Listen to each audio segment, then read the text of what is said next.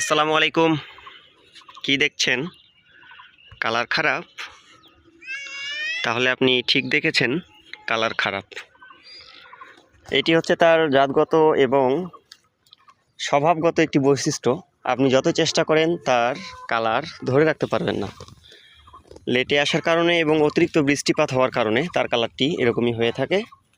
তার কালার নিয়ে আজ পর্যন্ত কোনো সমস্যার সম্মুখীন হতে হয়নি, কারণ তার মিষ্টতা দিয়ে মানুষের মন জয় করেছে। আসলে একটি কথাই আছে না, নদীর পানি ঘোলা ভালো, জাতের মেয়ে কালো ভালো।